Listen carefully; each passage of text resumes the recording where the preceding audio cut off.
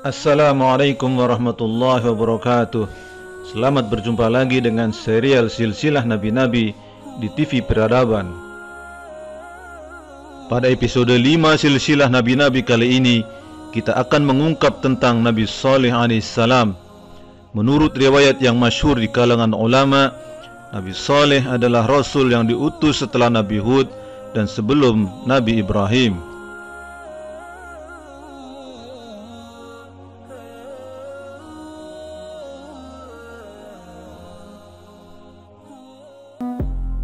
Baru Emirates Sabun Bidara Body Wash.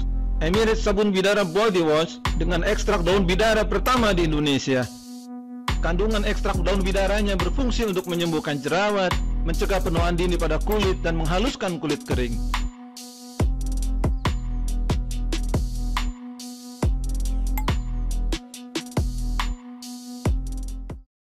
Nabi Saleh adalah seorang Rasul yang diutus kepada kaum Samud. Allah mengkaruniakan mukjizat berupa unta betina yang keluar dari batu sebagai bekal Nabi Saleh dalam berdakwah kepada kaumnya.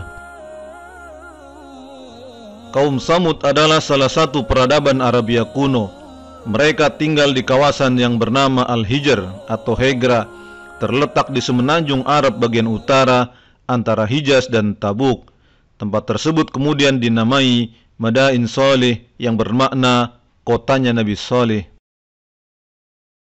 Sejumlah besar kaum Samud merupakan pengukir dan pemahat bukit yang baik.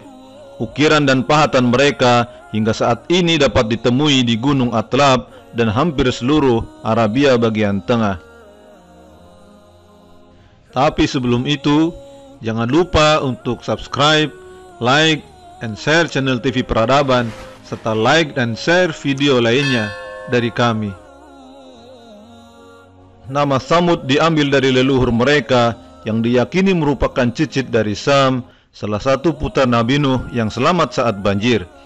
Ibnu Katsir menuliskan silsilahnya adalah Samud bin Abir bin Iram bin Sam bin Nuh.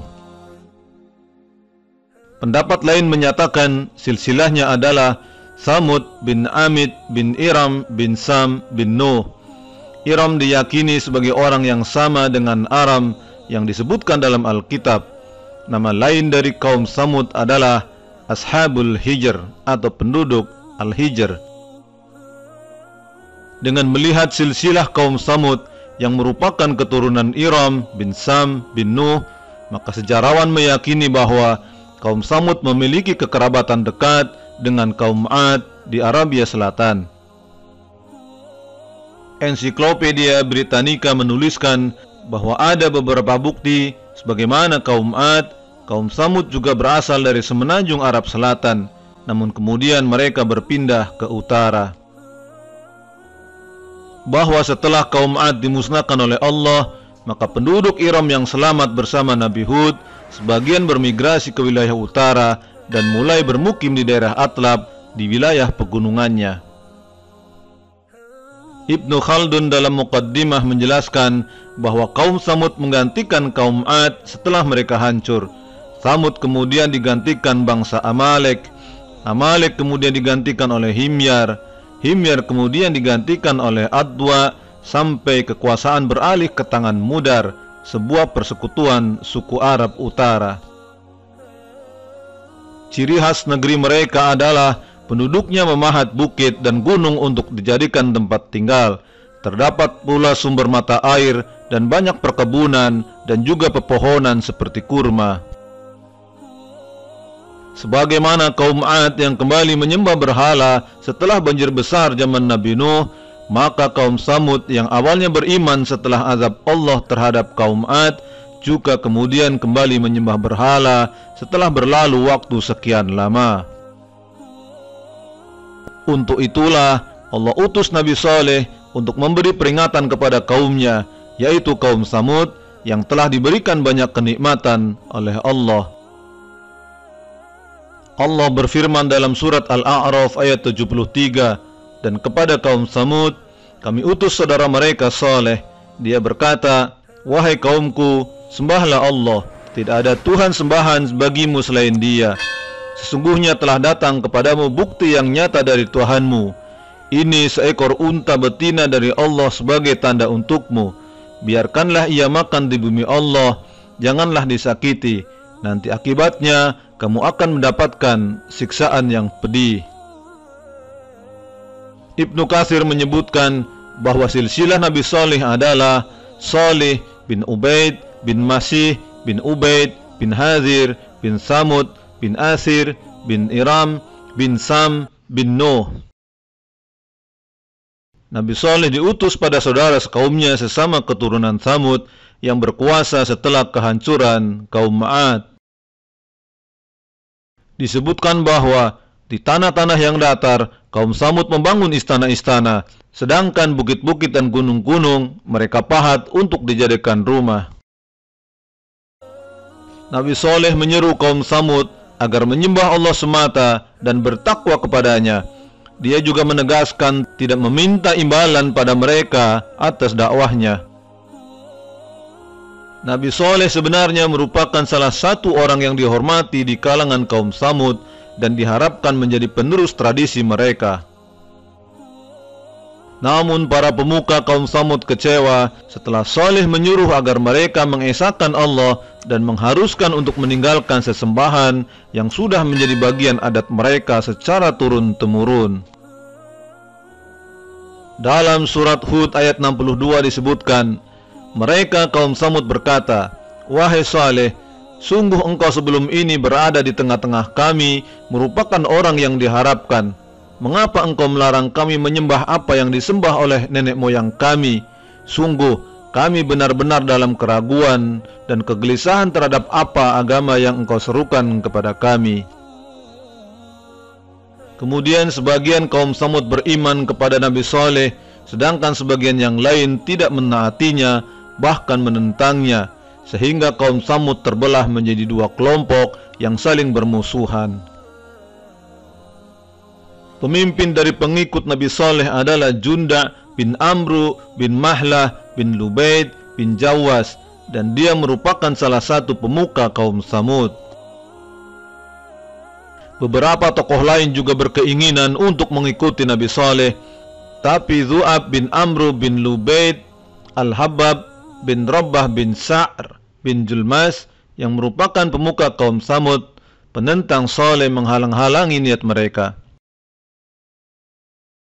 Nabi Saleh juga mengajak sepupunya Junda bin Syihab agar mengikuti ajarannya, tetapi Zu'ab dan Rabbab mencegahnya.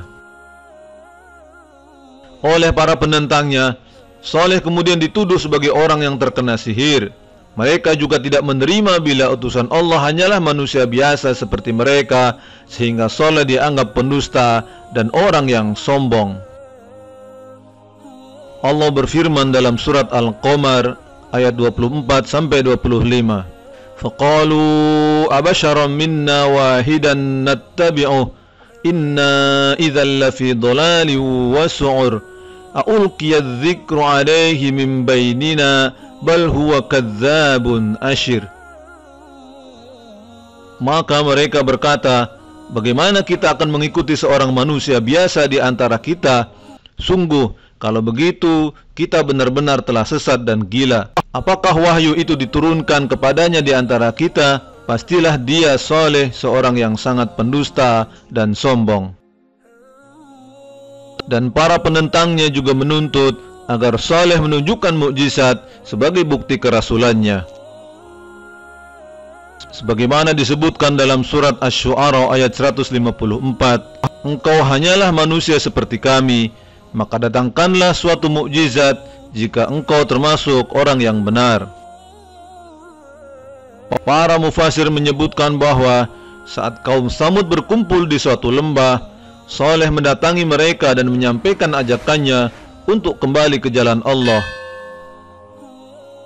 Para penentangnya kemudian menantang agar Saleh bisa mengeluarkan seekor unta betina dari batu besar yang mereka tunjuk sebagai bukti kerasulannya, juga agar mereka mau mengimani ajarannya. Saleh kemudian berdoa kepada Allah, kemudian keluarlah unta betina sesuai ciri-ciri yang dituntut kaumnya dari batu besar yang mereka tunjuk. Setelah melihat mukjizat tersebut, banyak yang beriman kepada Saleh, tetapi masih banyak pula yang tetap menentangnya. Setelah kejadian tersebut, penggunaan sumber air kaum Samud digilir setiap harinya antara penduduk dengan unta tersebut. Saat para penduduk mendapat giliran mengambil air, unta tersebut tidak bisa meminum air. Saat hari giliran unta tersebut menggunakan sumber air, para penduduk tidak diperkenankan menggunakan sumber air. Sebagian pendapat menyatakan bahwa penduduk sudah mengambil air untuk persediaan mereka pada hari sebelumnya. Pendapat lain menyatakan bahwa saat penduduk tidak boleh menggunakan sumber air, mereka memerah susu unta tersebut sebagai gantinya. Nabi Saleh juga mengingatkan kaumnya untuk tidak mengganggu unta tersebut, karena jika dilakukan akan dapat mendatangkan siksa yang pedih. Keadaan tersebut berlangsung sangat lama, dan para penentang Saleh pada akhirnya bertekad membunuh unta tersebut. Di antara mereka terdapat 2 orang perempuan yang mendorong rencana tersebut. Wanita pertama bernama Syaduk binti Mahya bin Zuhair al-Mukhtar. Dia bersedia menyerahkan dirinya bagi sepupunya, yaitu Mishra bin Makhraj bin Mahya, jika dia berhasil membunuh unta tersebut. Dan wanita kedua adalah istri Zu'ab, yaitu Unaizah binti Hunaim bin Mijlas, sebutannya Ummu Ghunmah. Unaizah dan Zu'ab memiliki 4 anak perempuan dan menawarkan pada Qudar bin Salif agar dia memilih dari ke-4 anaknya jika berhasil membunuh unta Saleh. Qudar dan Misra kemudian mengajak 7 orang lainnya dan akhirnya membunuh unta betina tersebut. Dan setelah berhasil membunuh unta betina tersebut, para penentang Saleh menantangnya untuk mendatangkan azab yang dia ancamkan. Sebagaimana disebutkan oleh Allah dalam Al-Quran, surat Al-A'raf ayat 77, فَأَقَرُوا النَّاقَةَ وَعَتَوْا عَنْ أَمْرِ رَبِّهِمْ وَقَالُوا يَا صَالِحُ ائْتِنَا بِمَا تَعِدُنَا إِن كُنتَ مِنَ الْمُرْسَلِينَ. Kemudian mereka sembelih unta betina itu dan berlaku angkuh terhadap perintah Tuhannya. Mereka berkata, "Wahai Saleh, buktikanlah ancaman kamu kepada kami jika benar engkau salah seorang Rasul." Nabi Saleh kemudian memberikan peringatan kepada mereka untuk bersukaria selama 3 hari. Dalam Quran surat Hud ayat 77 disebutkan, maka mereka menyembelih unta itu. Kemudian dia Saleh berkata, "Bersukarialah kamu semua di rumahmu selama 3 hari. Itu adalah janji yang tidak dapat didustakan." Meski telah mendapat peringatan, para penentangnya kemudian berusaha lebih jauh dengan berencana membunuh Nabi Saleh dan keluarganya. Allah sebutkan dalam Quran surat An-Naml ayat 49 bahwa mereka berencana membunuhnya secara tiba-tiba pada malam hari, kemudian akan mengelak dan mengaku tidak mengetahui apapun bila ahli waris dan kerabat Saleh berusaha menuntut balas. Pada hari Kamis, hari pertama masa penangguhan, wajah para penentang Saleh menjadi berwarna kuning. Sorenya mereka berkata, "Bukankah telah berlalu 1 hari dari hari yang dijanjikan?" Hari kedua, wajah mereka menjadi merah. Sorenya mereka mengatakan, "Bukankah telah berlalu 2 hari dari hari yang dijanjikan?" Dan pada hari ketiga, wajah mereka menjadi hitam. Sorenya mereka berkata, "Bukankah telah berlalu waktu yang ditentukan?" Setelah itu Allah kirimkan azab kepada kaum Samud penentang Nabi Soleh disebabkan kekufuran mereka berupa gempa, suara keras yang mengguntur, dan sambaran petir yang menggelegar. Allah berfirman dalam Quran surat Al-A'raf ayat 78, lalu datanglah gempa menimpa mereka, dan mereka pun mati bergelimpangan di dalam reruntuhan rumah mereka. Juga dalam Quran surat Hud ayat 67, kemudian suara yang mengguntur menimpa orang-orang zalim itu, sehingga mereka mati bergelimpangan di rumahnya. Allah juga jelaskan dalam Quran surat Fusilat ayat 17, dan adapun kaum Samud, mereka telah kami beri petunjuk, tetapi mereka lebih menyukai kebutaan atau kesesatan daripada petunjuk itu. Maka mereka disambar petir sebagai azab yang menghinakan disebabkan apa yang telah mereka kerjakan.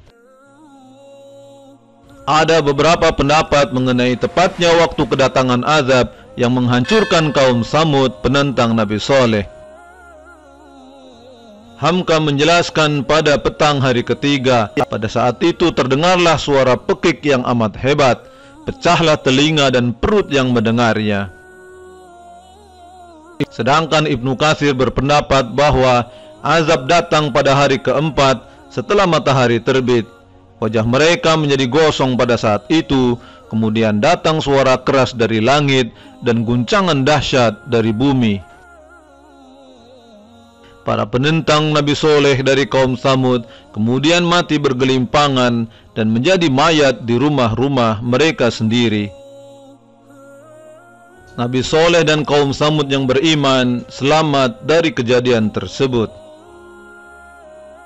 Dalam surat Hud ayat 66 disebutkan, maka ketika keputusan kami datang, kami selamatkan Soleh dan orang-orang yang beriman bersamanya dengan rahmat kami, dan kami selamatkan dari kehinaan pada hari itu. Sungguh Tuhanmu, Dia Maha Kuat dan Maha Perkasa. Al-Quran tidak menjelaskan kehidupan Nabi Soleh setelahnya. Ada yang mengatakan bahwa dia dan pengikutnya pindah ke daerah Ramallah di kawasan Palestina. Sedangkan Ibnu Katsir menyatakan bahwa mereka pindah ke Al-Haram, Mekah. Para ahli tarikh menyebutkan bahwa Nabi Soleh hidup antara tahun 2150 sampai 2080 sebelum Masehi dan wafat pada usia 70 tahun.